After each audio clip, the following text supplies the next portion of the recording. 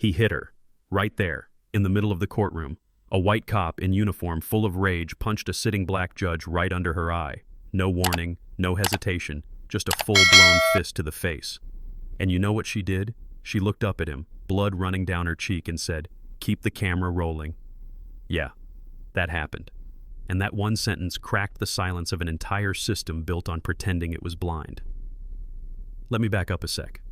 It was one of those heavy, humid mornings down in Baldwin County, Mississippi. Air so thick it felt like it wrapped around your ribs. Judge Renata Cole stepped into courtroom 3B at exactly 8:45 a.m., her black robe moving like slow thunder. She wasn't flashy, wasn't loud, but when she entered a room, the room knew. Across from her sat Officer Brad Huxley, leaning back like he was at a barbecue, legs crossed, badge gleaming, spinning a pen between his fingers like this was his turf. Smug. You know the type. The case? A civil lawsuit over excessive force. Not a criminal trial, but you could feel it in the air. What was really on trial was the idea that this never happens, that we imagine it, that somehow the footage always goes missing. Except this time, it didn't. A gas station camera caught everything. A teen with his hands up, a flash, blood, silence. They played the tape. No music, no narration, just the sound of a boy's skull cracking against tile between the Doritos and the Pepsi fridge. And that courtroom, packed with reporters, jurors, staff, it went still, like funeral still. Then Brad stood, fast. His chair scraped so hard it screamed. Before anyone could react, papers flying, a scream somewhere in the gallery, he was across the room and bam, he socked Judge Cole so hard her glasses hit the floor. But she didn't fall. She staggered, sure, but she stood her ground, blood dripping onto her collar, looked that man dead in the eye and whispered, "Don't turn off that camera." And just like that, the courtroom wasn't a courtroom anymore. It was a battlefield. Now, what nobody knew, at least not yet, was that Renata had history. Back in '97, her father, Jeremiah Cole, a nighttime security guard, got beaten during a stop and search walking home from his shift. Non-compliant, the cops said, but the hospital report said fractured ribs and spinal bruising.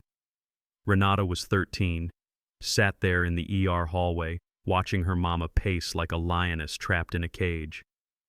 That night never left her, not in law school, not in chambers, not even on that morning when she faced the man who thought she was just another robe with no bite. And it turns out, Brad Huxley, he wasn't new to this.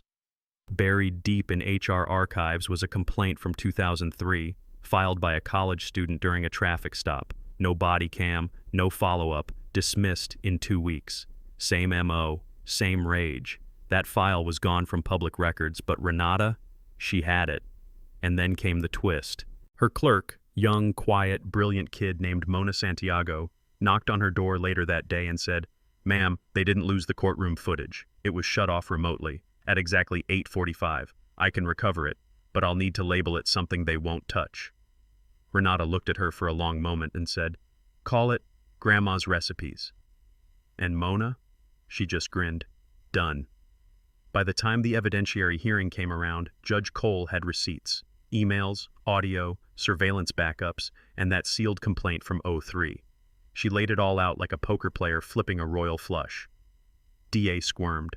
The governor's liaison ducked out mid-session, and Brad Huxley? Found guilty. On record. On camera. No applause. No shouting. Just stillness. The kind that comes right after lightning hits the ground. Renata didn't gloat. Didn't wipe the blood stains still faint on her collar. She looked across the courtroom and locked eyes with her daughter, Nina, 12 years old, watching everything, quiet, brave, absorbing it like gospel. And Renata said softly, "Justice isn't revenge. It's standing when they think you'll fall." 3 days later, Mona broke into the courthouse archives and found everything. Complaints, audio, memos, every dirty file buried in silence. Renata packed them in a folder marked, "For Truth," mailed them to the Federal Oversight Board, with no press, no speech, just her signature. Not Judge, just Renata Cole. And then, she drove out to her father's grave, laid her first robe across the headstone, and whispered, "You didn't ask me to fight, Daddy, but I did." Now somewhere out there, a black law student clicked on that courtroom video, watched the hit, the silence, the verdict, and scribbled one sentence in her notebook. I know what kind of judge I want to be. They thought the bruise would break her. They thought the robe was her shield. They didn't realize her strength was never in the robe. It was in the silence she refused to keep. So now, it's your turn. Was that justice? Or was that just survival? Drop your thoughts below. Tell us, where do you draw the line between rising and striking back? And if this hit you in the gut like it did us, share it. Let's keep the camera rolling.